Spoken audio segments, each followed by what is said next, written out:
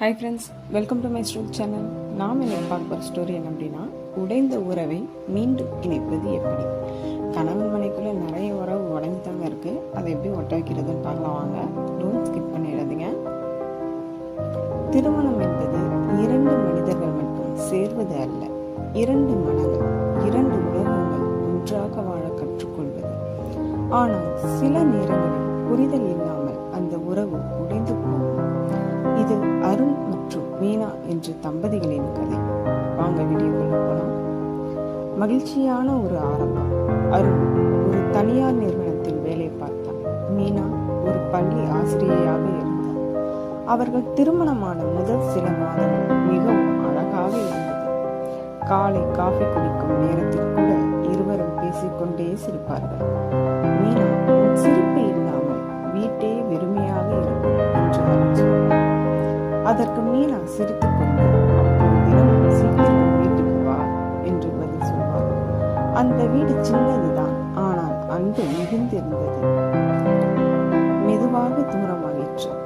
காலமும் சென்று கொண்டிருந்தது. அருணின் வேலை அழுத்தம் அதிகமானது. அவன் தினமும் தாமதமாக வீட்டுக்கு வர ஆரம்பித்தான். மீனா அவனை காத்திருந்து சாப்பிடாமல் இருந்தான். ஆனால் அருண் வந்து களைப்பாக இருந்ததால் பேசாமல் தூங்கினான். ஒரு நாள், நீ என்கிட்ட பேசவே மாட்டியா என்று மீனா கேட்டான். அருண் அதற்கு கோபமாக, நான் நாள் முழுக்க வேலை செய்து களைப்பா இருக்கிறேன், இப்போ வாதம் வேண்டாம் என்றான். அந்த ஒரு வார்த்தை மீனாவின் மனதை உடைத்தது. சில நாட்களில் சிறிய விஷயங்களும் பெரிய சண்டையாக மாறின. ஒரு நாள் அருண் தனது நண்பர்களுடன் வெளியே சென்றான். அதை முன்பே சொல்லவில்லை. மீனா கோபமாக கேட்டாள், நான் உனக்கு முக்கியமில்லை.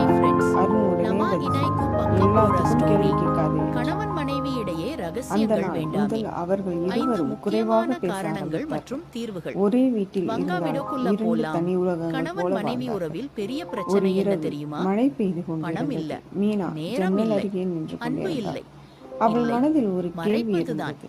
நாம் ஒரு காலத்தில் இவ்வளவு சந்தோஷமாக இருந்தோம், இப்போ ஏன் இப்படி ஆகிவிட்டது? அதே நேரத்தில் அருணும் ஹாலில் அமர்ந்திருந்தான். அவன் நினைத்தான், மீனா முன்னால் போல என்கிட்ட பேசுவாளா? இப்போ என்னிடம் பேசவே மாட்டாள். ஆனால் இருவரும் தங்களது உணர்வுகளை சொல்லவே இல்லை. அந்த அமைதி அவர்களின் உறவை இன்னும் தூரமாக்கியது. ஒரு நாள் மீனா பள்ளியில் மயங்கி விழுந்தார். அதை அறிந்த அருண் உடனே மருத்துவமனைக்கு ஓடி வந்தார். மீனாவை பார்த்தவுடன் அவன் கண்களில் கண்ணீர் வந்தது.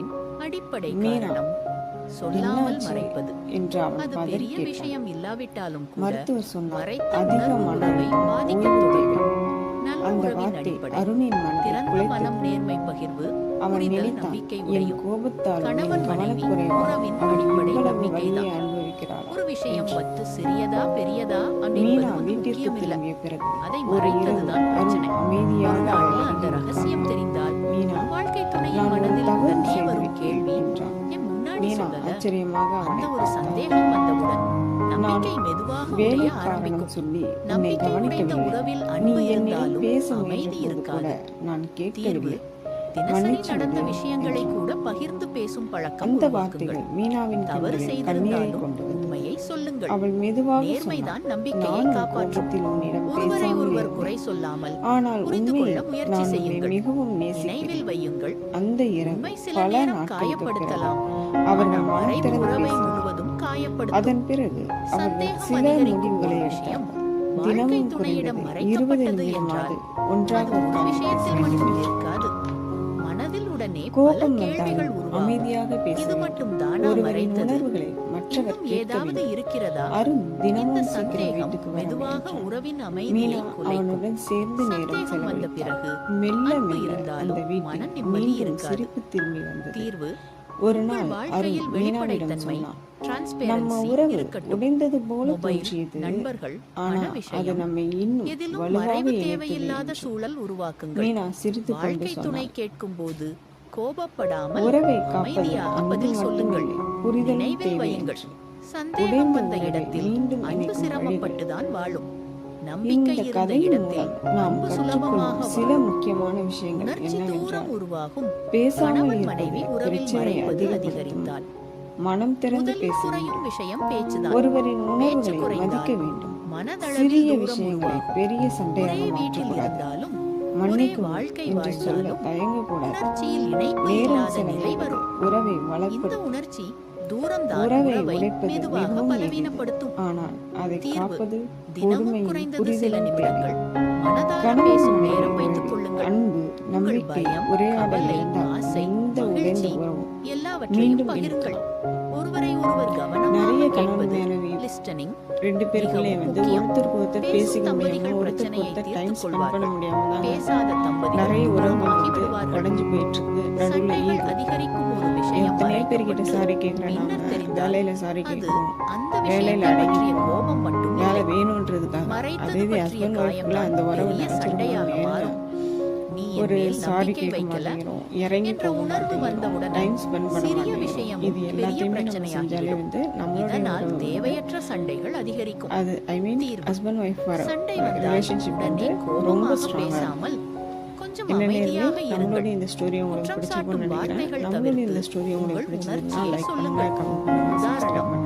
நீ இப்படி மறக்காம செய்தாய் நம்மளுடைய சேனல் வாட்ச் என்பதற்கு பதில் பண்ணுங்க. நம்மளுடைய எனக்கு சேனல் வந்து கஷ்டமாக ஜஸ்ட் இருந்தது என்று சொல்லுங்கள். 51 வீடியோஸ் 6 பிரச்சனையை மந்த்ல தீர்க்க மானிட்டேஷன் பேசுங்கள். ஆயிடுச்சு. ஜெயிக்க உங்களுடைய பேச சேனல் வேண்டாம். இதே மாதிரி ஸ்டோரி சண்டை சேனல் உறவை இருந்தாலும் உடைக்காது. ஃபாஸ்டா க்ரோ புரியாமல் பண்ணணும்னு இருப்பதே நினைச்சீங்க உறவை அப்படின்னா உடைக்கும். நம்மளுடைய அன்பு மெயில் குறையும். ஐடிக்கு கான்டாக்ட் பண்ணலாம். கணவன் மனைவி உறவில் நம்பிக்கை குறைந்து விட்டால் அதன் Thank முதல் you. பாதிப்பு அன்பில்தான் தெரியும். சண்டைகளும் அன்பு கருத்து என்பது வேறுபாடுகளும் பாதுகாப்பு வருவது உணர்வு. இயல்பான ஒன்று. என் வாழ்க்கை துணை இரண்டு மனிதர்கள் என்னிடம் ஒன்றாக உண்மையாக வாழும்போது இருக்கிறார் என்ற நம்பிக்கை அவர்களின் இருந்தால் எண்ணங்கள், தான் விருப்பங்கள், அன்பு ஆழமாக உணர்வுகள் அனைத்தும் ரகசியங்கள் எப்போதும் அதிகமானால் ஒரே மாதிரி இருக்காது. அந்த பாதுகாப்பு ஆனால் உணர்வு அந்த உடைந்து வேறுபாடுகளை மெதுவாக புரிந்து கொண்டு அன்பும் புரிய சமாளிப்பதே ஆரம்பிக்கும். உறவை தீர்வு, நீண்ட காலம் ஒருவரை நிலைநிறுத்தும் ஒருவர் முக்கியமான திறன். உண்மை கொடுங்கள். இந்த கதையின் பாடம் என்னவென்றால், கோபத்தில் சொல்லப்படும் வார்த்தைகள் சில நேரங்களில் உறவுகளை உடைக்கும் அளவுக்கு காயப்படுத்தும். ஆனால் அன்பும் பொறுமையும் இருந்தால் உடைந்த உறவுகளையும் மீண்டும் இணைக்க முடியும். பேசாமல் விலகி இருப்பது பிரச்சனைகளை பெரிதாக்கும். மனம் திறந்து பேசுவது தீர்வை உருவாக்கும். மன்னிப்பு கேட்பது பலவீனம் அல்ல, அது உறவை காப்பாற்றும் வலிமை.